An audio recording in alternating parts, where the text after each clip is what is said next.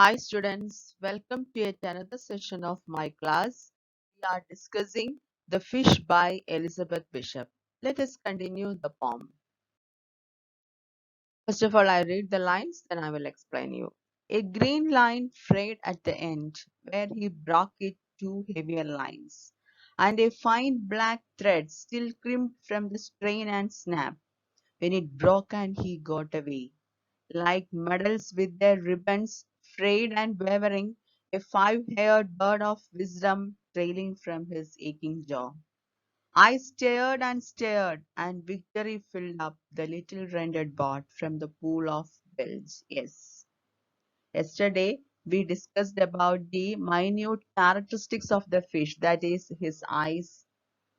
Then, our poet considers this fish as a veteran or brave warrior, and uh, the poet identifies some, yes, pieces of old pieces of fish line in his mouth, etc. Here, a green line frayed at the end, where he broke it two heavier lines. Yes, again she distinguishes, that is, our poet distinguishes between the older and the heavier lines. A green line, again she introduced another color, that is green. A green line frayed at the end. Frayed in the sense means fight at the end, where he broke it two heavier lines. Yes, from all these lines we can understand that this fish might fight with the others earlier. These are all the sign of his fight, and he emphasizes it as a brave warrior. A green line, afraid at the end where he broke it, that is still attached to his mouth. The two heavier lines, that two green line, is still attached to his mouth, and a fine black thread. Another color is here she used. Still crimped from the strain and snap, where it broke and he got away. And if the fishing line is still crimped in the sense means pressed fast into ridges, teeth ridges, that means still attached to its mouth. Maybe the fish had a recent gateway, that means still crimped from the strain and snap. Strain and snap means bited with a snatching moment, or stretch. Strain means stretch tightly, snap means bited with a snatching moment. When it broke and he got away, that means he may be defeated his enemies.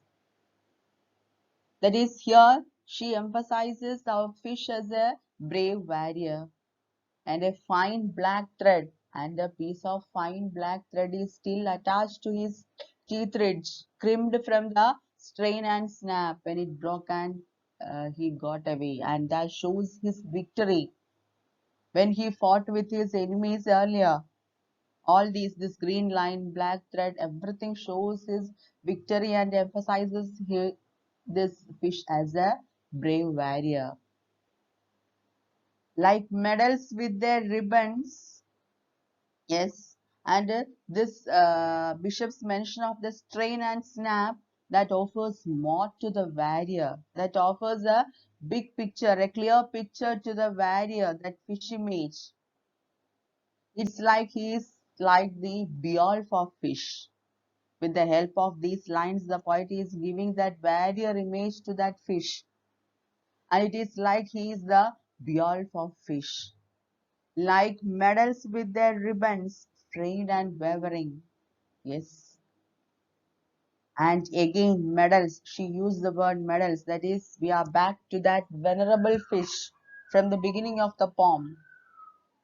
And now readers, we have an even better idea of why it is like he has been a medal of honor or something, because our poet identified so many remains, that is three or four particles of that, yes, that is five old pieces of fish line that is still attached to his mouth. Again, this green line and a fine black thread is still attached to its teeth ridge. And all these, yes, our poet considers like medals. Medals with their ribbons frayed and wavering. Frayed and wavering means yes, but it is like he has been given. Yes, but the ribbons are not shiny, frayed and new. They are frayed and wavering. That is small like battle scars than decorative ribbons. It is just remains, battle scars. It is not attractive or decorative, but she compares those remains with a yes, medals, like medals with their ribbons frayed and wavering. And again, she emphasizes this fish as a veteran fighter or venerable. Yes, she respects this fish. She attributes human qualities to this fish. And she compares those remains that is still attached to his mouth. She compares to medals with the but those medals are not attractive. They are frayed and wavering, that is more like a battle scars than decorative ribbons. A five-haired bird of wisdom trailing from his aching jaw. Yes, a five-haired bird of wisdom, that is, the fish is compared to a wise old man, a wise, experienced, tough.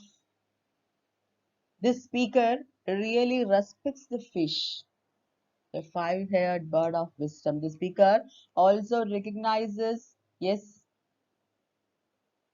the battles that have taken on the fish. He considers, she considers this fish as a wise old man, wise, experienced, old, tough man. That is a five-haired bird of wisdom trailing from his aching jaw. Trailing means drag behind or hang loosely. I stared and stared, and victory filled up. Yes, the speaker has been staring and staring this whole poem from the beginning itself up to the end. The poet is closely observed this fish. I stared and stared. The speaker has been staring and staring this whole poem. This makes us a bit nervous. That is, the fish is out of water. Yes, for a long time the fish is half out of water, that is going to die, that is struggling, suffocating. Then what will the speaker do? Yes, I stared and stared, and victory filled up the little rendered pot from the pool of bilge. Yes, bilge is the water that gathers at the bottom of the boat near the engine. Bilge is the water that gathers at the bottom of the boat near the engine, usually mixed with the oil from the engine. I stared and stared. Yes, I looked and looked, and yes, this fish and victory filled up. She, yes, slowly felt that, or quite slowly felt what victory. And victory filled up the little rendered boat. That means maybe her mind is filled with that feeling that I am victorious because a fish is still in her hands. It is half out of water. It is struggling or suffocating, going to die. So victory filled up the little rendered boat from the pool of bilge. From the pool of bilge. Bilge is the water that gathers at the bottom of the boat near the engine and that usually mixed with oil from the engine. So the rainbow is coming from the spilled oil where oil had spread a rainbow around the rusted engine, so the baler rusted orange. The sun cracked the thwarts, the oarlocks on their strings, the gunnels, until everything was rainbow, rainbow, rainbow, and I let the fish go. Yes. So the rainbow is coming from the spilled oil, that is the water that gathers at the bottom of the boat near the engine, that is usually mixed with the oil from the engine. So the rainbow is coming from the spilled oil, just like spilled oil from a car engine or something like that. Here our poet is saying victory is coming from that nasty bilge water where a rainbow has formed. where oil had spread a rainbow around the rusted engine. To the baler rusted orange, again she introduced another color orange, that is the engine that is rusted, and baler rusted orange, that is orange in color because of its rust. That engine is orange in color. Yes, so the baler rusted orange means the bucket used to bail water out of the boat is orange in color. The bucket used to bail water out of the boat is orange in color due to the formation of rust. Then the sun cracked thoughts. Sun cracked thoughts means the rover seat that are cracked due to exposure to the sun. That is the seat within the boat. That is the rover seat. The oarlocks on their string. Oarlocks means the metal devices that hold the oars attached to the boat by a string. So all these four lines are relating to the, yes, that the expression or the description of that boat, little rendered boat. That is rusted engine, baler rusted orange, sun cracked thoughts, then oarlocks on their strings, the gunnels. Gunnels means gunwales or the upper edge of a boat, until everything was rainbow, rainbow, rainbow. And I let the fish go.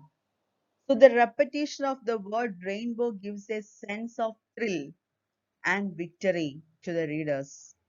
And the rainbow symbolizes the change in the poet's attitude to the fish, from that of an enemy to a hero braving death. That is the feeling here filled up in the mind of the poet. What is that feeling? The rainbow symbolizes the change in the poet's attitude to the fish, from that of an enemy to a hero braving death. Yes, finally, all the color of the poem come together in this very enthusiastic triple rainbow ending. That is rainbow, rainbow, rainbow. And the word victory seems appropriate for a fishing story. But who is victorious here? The victorious feeling is, yes, overwhelming if it fills the entire boat. That victorious feeling is overwhelming. And all the colors that she introduced from the beginning up to the end, that come together in this very enthusiastic triple rainbow ending. So remember that the feeling of victory came from the rainbow, but who was it victory for? Here, who was victorious? The speaker or the fish? And actually, Bishop asked this question to the readers. We readers can decide who is victorious here. The speaker lets the fish go, and I let the fish go, either because catching the fish feels like enough, or because the speaker has too much respect for the fish. Maybe two reasons why she allows this fish to go. The speaker lets the fish go either because catching the fish feels like enough, or because the speaker has too much respect for the fish and counts this encounter as another gateway for the old guy, old fish. The struggle between the speaker and the fish seems to end or culminate or reach its climax with the rainbow, and then calm down with the release of the fish in the final line. That feeling of victory, though the struggle between the speaker and the fish, that seems to reach its highest point, that culminate with the term rainbow, that is that victorious feeling, and then slowly calm down with the release of the fish in the final line. I think all of you understand this poem. This is a simple poem, that is the fish, and the poet attributes some literary devices like simile, personification, etc., and makes this poem a wonderful one. Am I right? Yes. She keen and closely observed that the poem is about a fishing trip, And moreover, she describes the poet caught a tremendous fish and she stared, that is, she observed it for a long time while going through varied emotions in her mind. And this fish becomes a symbol of endurance, victory, and survival in the battle of life. So, what is the meaning or what is it symbolize? The fish becomes a symbol of endurance, victory, and survival in the battle of life.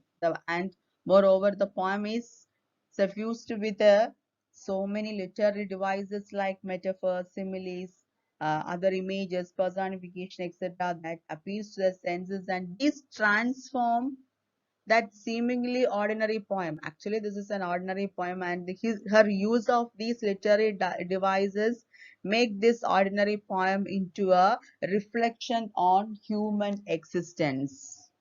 Actually, this poem is a reflection on human existence. All of you clear?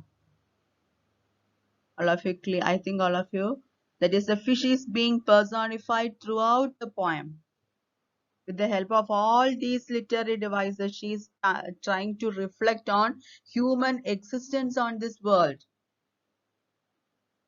Yes, this is the meaning and explanation of the poem, The Fish. I think all of you understand. There is a homework for you, and the homework is write a summary of the poem, The Fish. That is a short appreciation of the poem, that is from the beginning up to the end.